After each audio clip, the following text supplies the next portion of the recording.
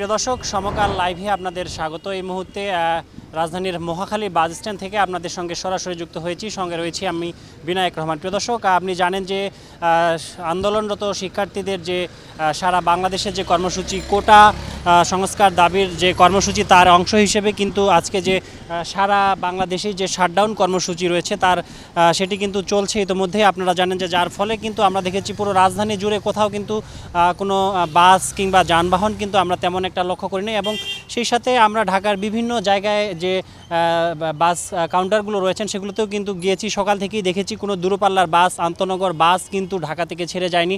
এই মুহূর্তে আপনাদের দেখানোর চেষ্টা করছি। আপনারা দেখছেন যে মহাখালী বাস স্ট্যান্ডের যে দৃশ্য, সেই দৃশ্য আপনাদের সরাসরি দেখানোর চেষ্টা করছি। আমরা কিন্তু দেখেছি যে শাটডাউন কর্মসূচি দেওয়ার পরও কিন্তু বিভিন্ন জায়গায় যেতে কিন্তু যাত্রীরা কিন্তু কাউন্টারে এসেছেন, এবং তারা কিন্তু দীর্ঘক্ষণ অপেক্ষা করছেন যে কখন যদি বাস ছাড়ে কিংবা বাস ছাড়বে কিনা, তারা তাদের গন্তব্যে যেতে পারবে কিনা, এমনটাই কিন্তু আমরা সকাল থেকেই লক্ষ্য করেছি। এবং এছাড়াও গাবতলী বাস কাউন্টারেও কিন্তু আমরা একই দৃশ্য দেখেছি যে সকাল থেকে কোনো বাস অর্থাৎ দূরপাল্লার কোনো বাস কিন্তু আমরা ছেড়ে যেতে দেখি নাই ঢাকা শহর থেকে। প্রিয় দর্শক, কোটা সংস্কারের দাবিতে আন্দোলনরত শিক্ষার্থীদের যে শাটডাউন কর্মসূচি, সেই শাটডাউন কর্মসূচির কারণে কিন্তু আজকের যে এই যে বাস চলাচল বন্ধ রয়েছে, এবং ঢাকা শহর থেকে কোনো বাস কিন্তু আমরা দূরপাল্লার বাস জেলা এবং কোথাও কিন্তু ছেড়ে যেতে দেখি নাই। প্রিয় দর্শক, এই ছিল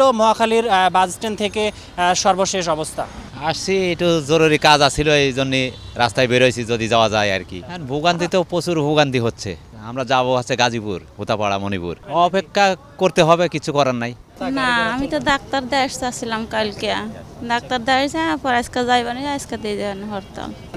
তো আমি তো রুগী, আর কি করবো এটাই তো চিন্তা করতেছি আমি। হ্যাঁ, কালকে আসছিলাম, কালকে বন্ধ ছিল, দেখাইতে পারি না। পরে আজকে ভোরে যায় দেখাইয়া পরে আসছি, তো গাড়ি চললো।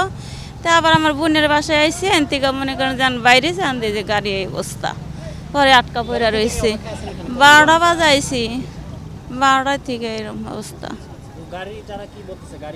গাড়ি কয় আর অপেক্ষা করেন দেই সন্ধ্যাবেলা কি করা যায়। এখন তো আমার কথা ছাড়ার কোনো নাই, যাওয়ার কোনো রাস্তা নাই।